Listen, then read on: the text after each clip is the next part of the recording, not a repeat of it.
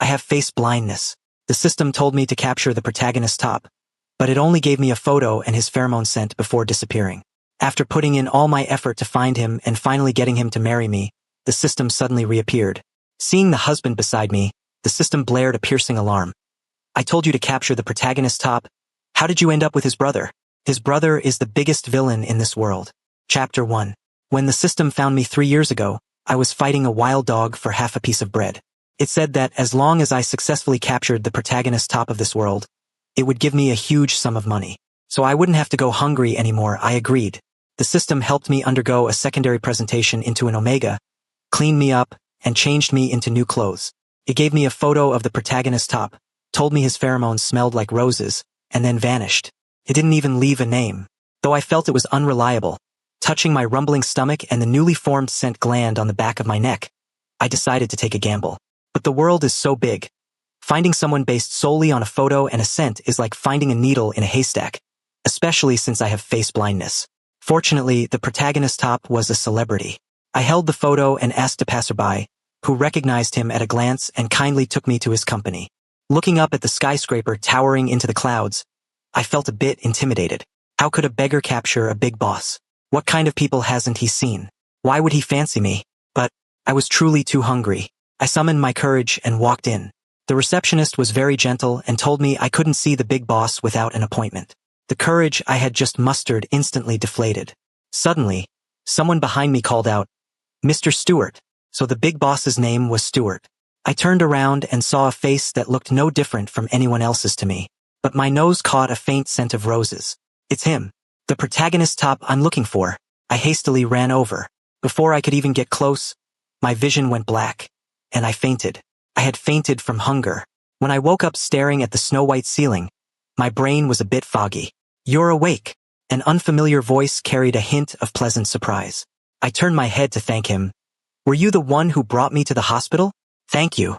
Sitting up, I pursed my lips embarrassedly. "I don't have any money right now, but once I earn some, I will definitely pay you back." The man waved his hand. "Don't worry about the money. Mr. Stewart will reimburse it, and I even got a bonus for bringing you here." "Mr. Stewart?" "Yeah, when you suddenly fainted, you gave us quite a scare. Luckily, Mr. Stewart caught you in time, called an ambulance, and had me accompany you to the hospital." His words made me even more certain. Such a good person must be the protagonist top. But then I started to worry. I finally got to see him, so why did I have to faint?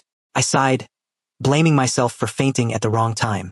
The hospital room door was suddenly pushed open.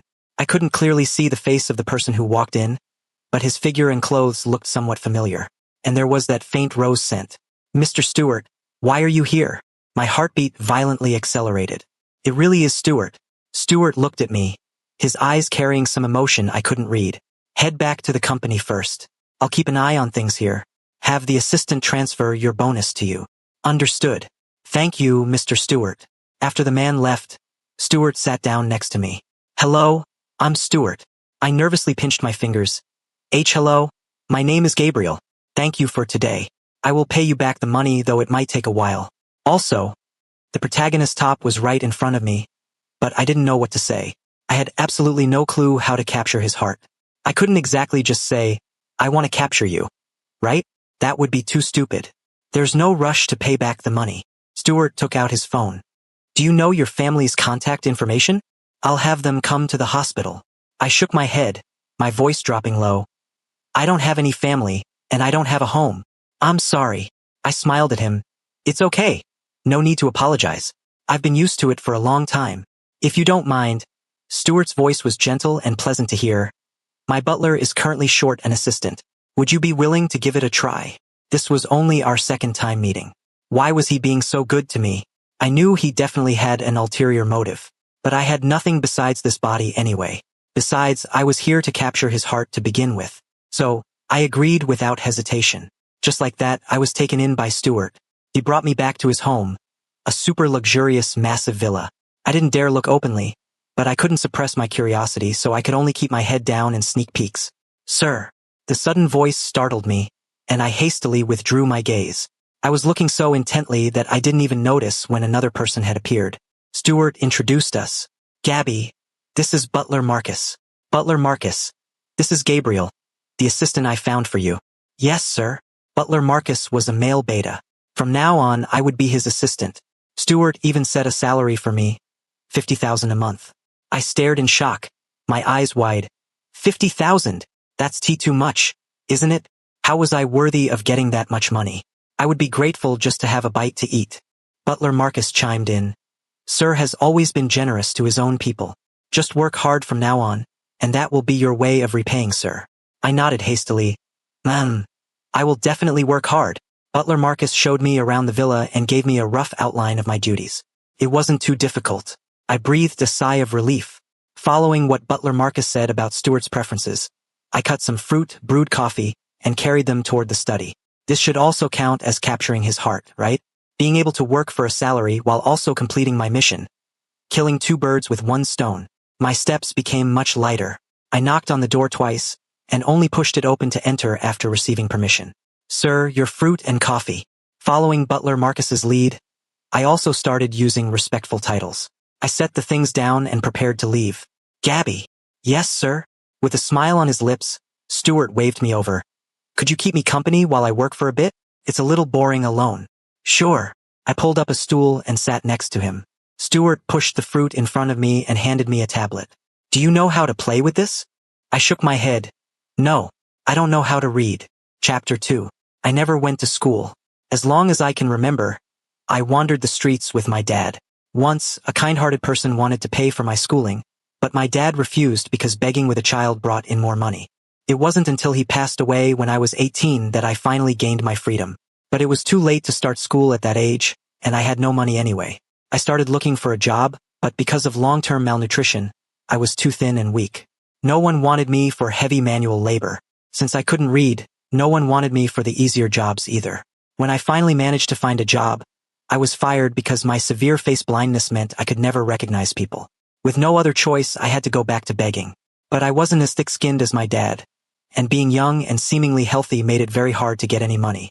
After starving for 3 days, I couldn't take it anymore and fought a wild dog for food. That was when the system appeared and told me to capture the protagonist top. Even though the system was unreliable, thanks to it, I was able to meet someone as wonderful as Stewart. I'll find some videos for you to learn from first, and later I'll get you a tutor, Stewart said as he walked toward me. I held the tablet while he leaned over to operate the screen. The distance was too close. The rose scent on him grew richer.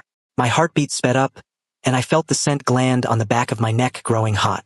The air seemed to carry the scent of green plum wine, just like the one I had smelled in the kitchen earlier. Butler Marcus had mentioned that this was Stewart's favorite wine. Could it be that he was secretly drinking in the study? Before I could figure it out, Stewart suddenly stood up straight, his face flushed. I blinked in confusion. Sir. He silently took out something and handed it to me. What is this?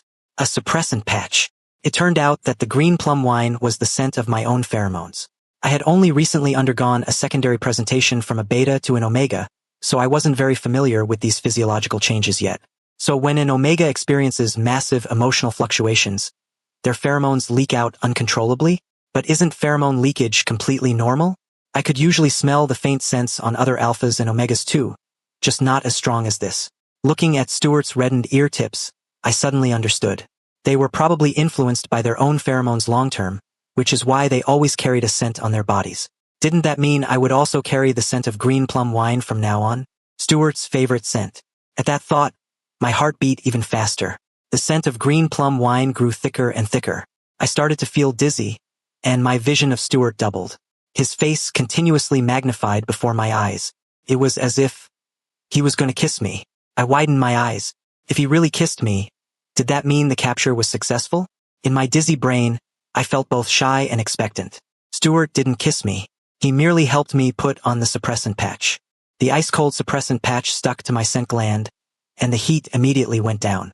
Stewart then opened the window for ventilation, and the scent of green plum wine gradually faded.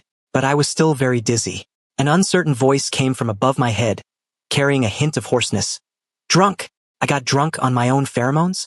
It was a bit comical, but I really was dizzy and weak in the knees, seeing double of everyone. So I faced the blurry shadow in front of me and nodded vigorously. Drunk. Stewart sighed, sounding a bit helpless. That sigh cleared my muddled brain for a second. I was originally supposed to keep him company while he worked, but now I had interrupted him. I seemed to have messed up again. Would he want to fire me? At the thought of possibly being kicked out, I was so scared I immediately stood up to apologize. Sir, I'm sorry What are you apologizing for? No need to apologize. Stuart patted my head. His tone as gentle as coaxing a child. Since you're drunk, go get some sleep. You'll be fine when you wake up. I can't remember what happened after that. When I woke up, it was already dark outside the window. Sunk into the soft blanket, I thought of Stuart's gentle demeanor. My heart raced and I couldn't help but roll around on the bed a few times. Such a wonderful person is my capture target. I smiled foolishly, looking forward to every future meeting with him. Gabby, are you awake? It's time to eat. Awake! I quickly scrambled out of bed. Opening the door, I saw the person I had been longing for. Even though I couldn't see his face clearly, I had memorized his figure, his voice, and the scent of his pheromones in my heart. I smiled at him and said, "Good evening, sir." "Good evening, Gabby." Stuart responded earnestly. "Are you still feeling unwell anywhere?" "No, I feel great now." I followed him to the dining table and naturally sat down next to him. Looking up, I saw Butler Marcus standing behind him. It seemed I shouldn't be sitting here. I tried to stand up, but Stuart pressed me down. "Butler Marcus is going to eat soon too. Stay and keep me company. Otherwise it'll be too lonely for me all by myself." I sat down with peace of mind. From that day on, I gained another job keeping Stuart company during meals. Chapter 3. Stuart found a tutor for me. Now, every day, apart from following Butler Marcus around to do chores, I study with my tutor. Every day when Stuart comes home from work, he checks my homework. If I study well, he brings back a cake the next day, a different flavor every time. I love all of them. Occasionally, when Stuart works in the study, he prepares fruit and milk, letting me play on the tablet to keep him company. After putting on the suppressant patch, my pheromones never leaked out again. Days passed peacefully, but I didn't know how my capture progress with Stuart was going. Besides, I thought about it for a long time, but I couldn't understand what he wanted from me. At first, I thought he was after my body just like the people I had met before. I didn't know what I looked like, but I definitely wasn't ugly. When we were beggars, if my dad occasionally made some money and was in a good mood, he would take me to get cleaned up and put me in new clothes. Once, we were stopped by a few men. They looked me up and down, their gazes disgusting and sticky. They offered my dad a lot of money to take me with them, but my dad refused. My dad said those people were just after my body and told me to stay far away from them. He looked at my face, sighed, and grabbed a handful of ash to smear on it. After that, I never washed clean again, nor did I have any new clothes. But Stuart was different. The way he looked at me was clean and pure. He was always good to me, gentle and patient, yet his words and actions were always measured, never crossing the boundaries that should exist between an alpha and an omega. He treated me more like he was taking care of a child. I couldn't figure out what he was thinking, but I started getting greedy. I wanted to go a step further with Stuart. Stuart bought me a new phone, and I learned many capture strategies on it. At night, I changed into a newly bought black lace nightgown, sneaked into Stuart's room while he was showering, and lay on his bed in a pose I learned online. When Stuart came out and saw me, he froze. I was very nervous, yet hopeful that he would like it. "Why are you dressed like this? Who taught you to do this?" His angry voice made me freeze instantly. Stuart didn't like this. He was angry. For the first time since we met, he lost his temper at me. I was a little scared, but mostly I felt wronged. Tears welled up uncontrollably. When I was little, I cried often so people would think I was pitiful and give my dad a lot of money. When I grew up, this trick stopped working, so I never cried again because no one would feel sorry for me even if I did. I wiped my tears, got out of bed, walked over to Stuart, and carefully tugged at the corner of his clothes. When I spoke, my voice choked with sobs. "Sir, do you hate me?" If he hated me, where else could I go? I heard Stuart sigh, just like when I made mistakes and apologized in the past, carrying a sense of helplessness. My tears disappointingly welled up again, unstoppable. Stuart reached out, his fingertips carrying the warmth of his recent shower, and wiped away my tears. His voice softened, as if afraid of startling me. "How could I hate you? I never will. It's just that an omega can't casually do this kind of thing to an alpha. Do you understand?" I nodded, then shook my head. "I know, but I only did it because I like you, sir."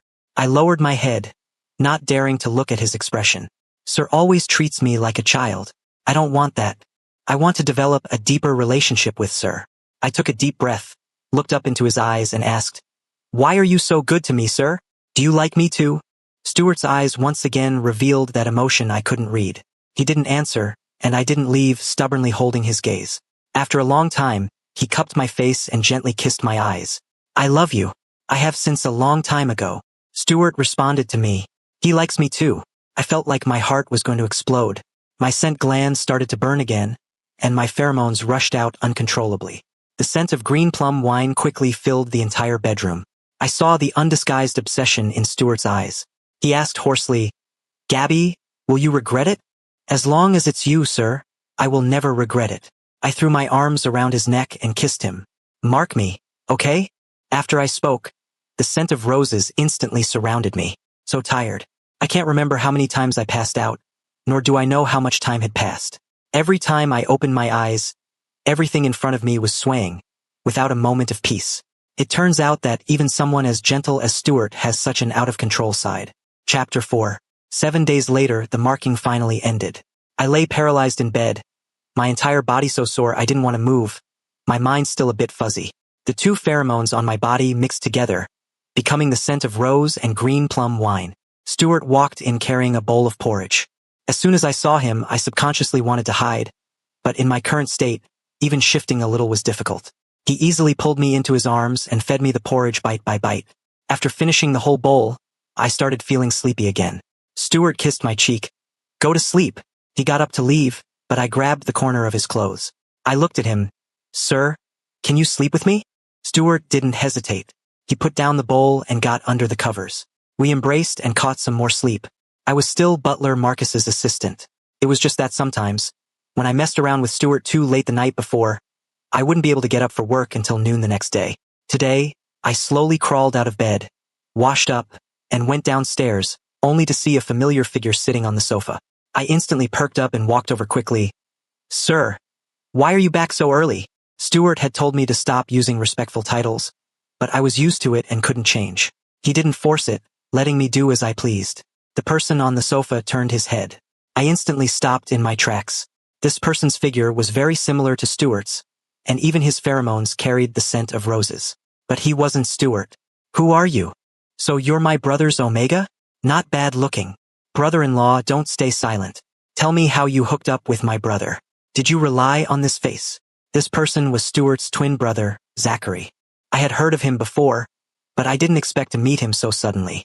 I thought that even if Stuart's twin brother had a different personality, he wouldn't be too bad. I never expected him to be so obnoxious. With Stuart away, logically I should entertain Zachary well. This was also my job as Butler Marcus's assistant. But I inexplicably felt a strong aversion to this person and didn't want to talk to him at all. I took 2 steps back, planning to hide in my room and wait for Stuart to come back. Zachary suddenly walked over and tried to grab my arm, but I dodged him. I glared at him. "What are you doing?" "Brother-in-law, don't be afraid of me. I'll be sad." "Psycho." Zachary took another step forward, a frivolous smile on his face. "I don't know why, but the moment I saw you, brother-in-law, I liked you. Anyway, I look exactly the same as my brother, and my pheromones are the same. Why don't you try it with me? It'll definitely be more exciting than being with my brother." The hairs all over my body stood up, and my stomach churned. How could there be such a disgusting person? He reached out to touch me again, but was stopped by Butler Marcus, who appeared just in time. "Young Master Zachary, please conduct yourself with dignity. A mere butler dares to meddle in my affairs." Butler Marcus ignored him, turning to say to me, "Young Master Gabriel, I've already called sir. He'll be back soon. You can go back to your room and wait for him." I shook my head. "I think I'll go to the kitchen and see what's for lunch today." Eating an egg tart in the kitchen, my bad mood from being harassed by Zachary improved a lot. Not long after, Stuart messaged saying he was home. I quickly ran out and threw myself into his arms, telling him everything Zachary had said and his attempts to get handsy. Stuart's face instantly darkened. He raised a hand and gently patted my back, his tone apologetic. "I'm sorry you were wronged. Stuart told me to eat first, saying he needed to talk to Zachary alone. I don't know what they talked about, but when Zachary came to apologize later, his face was bruised and swollen, though his attitude was quite sincere. I didn't see him again for a long time after that, and even if I did, he was like a mouse seeing a cat, obediently calling out brother-in-law before quickly scurrying away. However, Stuart was also injured, which broke my heart. I told him not to be so impulsive and fight people in the future so he wouldn't get hurt. Stuart looked at me with sparkling eyes, rubbed his nose against my cheek, and said, "He'll never dare come looking for you again. At that moment, a sudden surge of sourness welled up in my heart, accompanied by a feeling of relief. Chapter 5. December 17th is my birthday. But I had never celebrated a birthday before, so I never remembered the date. When midnight struck and Stuart softly said "Happy birthday" in my ear, I was still a bit groggy. Is it my birthday today? Yes. When the sun comes up, we'll go to the amusement park. Okay. This filled even my dreams with anticipation. Stuart had taken me to the amusement park a few times before, but this time felt a little different. I didn't overthink it and had a great time playing with Stuart. The sky gradually darkened, and the surrounding lights flickered on one by one. Stuart held my hand. Although the weather was a bit cold, his hand was always very warm. Want to go look over there? He pointed to a wishing pool surrounded by string lights. It was brighter there than anywhere else, and the water's surface reflected the swaying spots of light, looking like a pool scattered with crushed diamonds. I followed him over.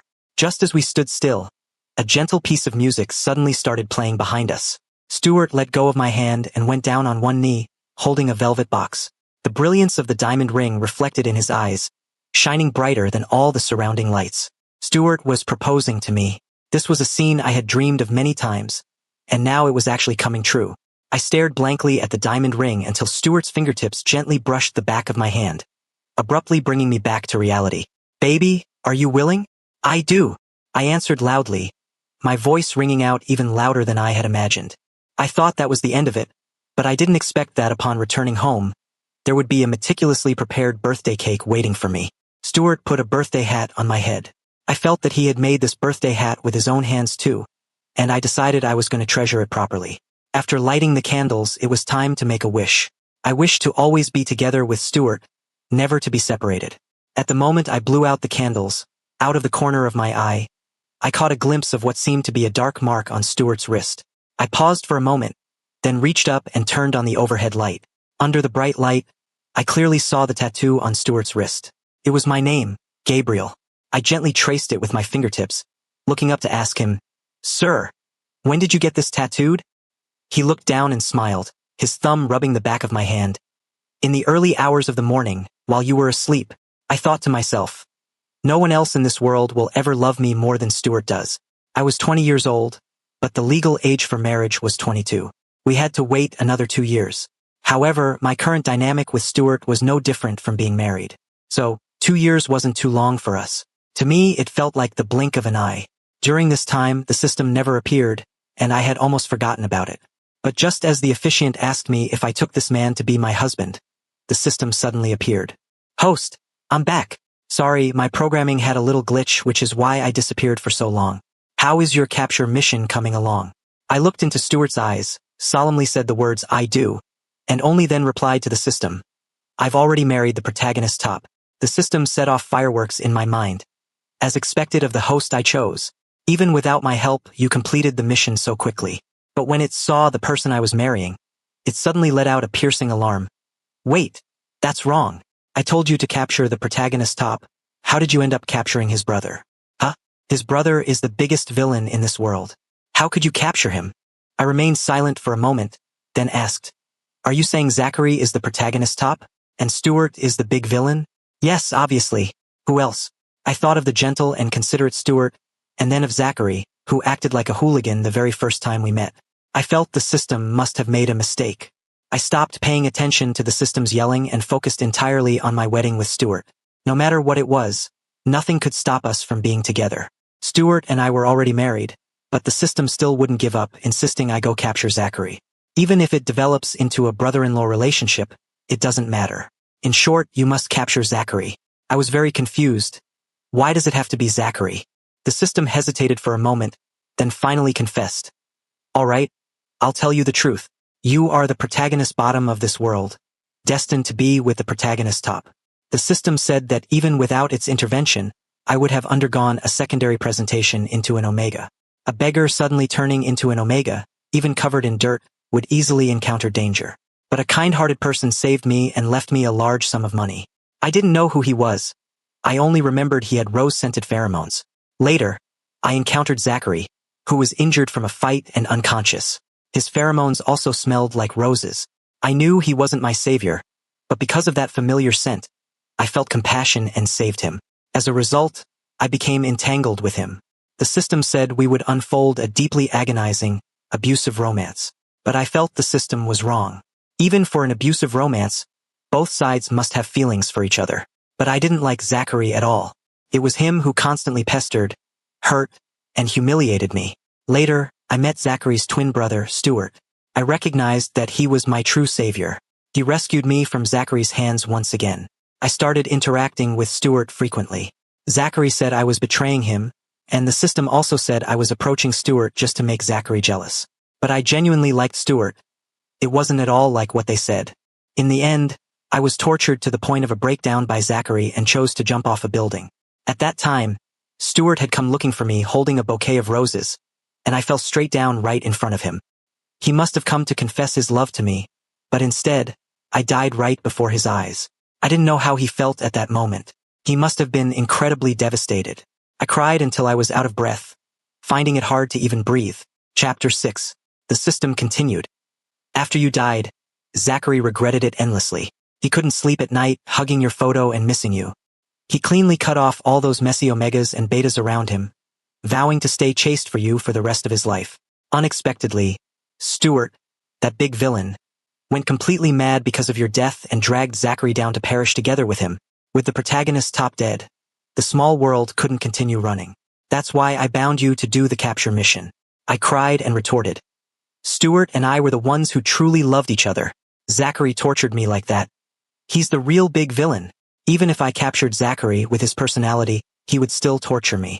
I would eventually jump off the building anyway, and Stuart would definitely avenge me. How is that possible? With me here, I absolutely wouldn't let you come into contact with Stuart. He wouldn't like you, and even if you died, he wouldn't perish together with Zachary. As long as the protagonist top doesn't die, the small world can keep running. Wait, how is Stuart reborn? How could this small world have such a massive bug? Reborn. My legs went weak, and I almost collapsed to the floor. Reborn, reborn. No wonder Stuart sometimes looked at me with emotions I couldn't quite understand. It turned out he had already experienced the plot the system mentioned, and had even watched me die right in front of him with his own eyes. I need to go find him. I ran and said to the system, I won't go capture Zachary. You promised to give me a lot of money for completing the mission, but I don't need it anymore. The system seemed so struck by the fact that Stuart was reborn that it completely threw in the towel. Fine, whatever you want. Since things have already come to this, it doesn't matter anymore. Stuart was at work today, so I had butler Marcus drive me to his company. The people in the company all knew me by now, and they smiled and greeted me when they saw me. Although I still couldn't recognize their faces, I knew who they were by their figures and voices. But I was in a hurry to see Stuart today, so I didn't stop to chat. Stuart was still in a meeting, so I waited in his office. Holy crap, the system suddenly exclaimed. What's wrong? Holy crap, holy crap, holy crap. I thought the mission had failed, but why does it show as successful? It even unlocked the both protagonists survive achievement, doubling the points. Ahahaha. As expected of the host chosen by the system, your mission completion is just fantastic. Thank you for giving me a new idea for completing missions. Before I leave, I'll give you a gift. No need to thank me too much. The system left. I breathed a sigh of relief. My life could finally return to peace. I didn't care what gift the system gave me. As long as it didn't bother me anymore, that was the best gift of all. Before Stuart came in, I genuinely thought this way. But I really didn't expect the system to give me such a massive surprise. Cured my face blindness. I could see Stuart's face clearly. I didn't know how to describe good looking, because for the past 22 years, everyone looked exactly the same to me. But I felt that Stuart was the best looking of all. When he looked at me gently, my heart trembled along with it. Stuart! I excitedly threw myself into his arms, sharing this good news with him. I also told him about the system, and that I knew he was reborn. I took his hand, our fingers intertwining tightly. From now on, no one can ever separate us again. Chapter 7. I'm gonna start learning how to drive. Ever since I found out Stuart was reborn, I became even clingier to him, wishing I could stay by his side every single moment. But he often tosses me around so much that I can't get out of bed, and I can't exactly have him carry me into the company. Although I could have butler Marcus or the driver take me, after thinking about it, it's just more convenient to drive myself. For a period after getting my driver's license, I was very interested in driving. I even had the driver work mornings and take the afternoons off so I could act as Stuart's exclusive driver. It wasn't until my heat and Stuart's susceptible period arrived at the same time, keeping us stuck at home for half a month, that Stuart suggested I go to the company to be his personal secretary. That finally ended the driver's vacation. But being a personal secretary wasn't an easy job either, because the boss never focused on his work and was always getting handsy with me. He sat behind his desk reviewing documents. I had just handed him a cup of coffee when he grabbed my wrist, pulling me smoothly onto his lap. His chin rubbed against the crook of my neck, his breath so hot it made my skin go numb. Stuart always says I've learned to be bad, but actually he's much worse than I am. He used to be a perfect gentleman, but now he's simply a beast in a suit. I remember the first time I wore a black lace dress to see him, he even scolded me. But now, the clothes he buys me are flashier than the last. And then there are those messy little toys. Sitting on Stuart's lap, I secretly placed an order for some little props on my phone while he was focused on work. I've studied binding techniques for a long time. I refuse to believe I can't outplay him. But facts proved that I really couldn't outplay him. The alpha effortlessly snatched the rope from my hands and tied my wrists together, leaving me no choice but to give up struggling. Forget it. I'll just lie flat and let him do whatever he wants. If you enjoyed this story, remember to subscribe to my channel. Thank you so much.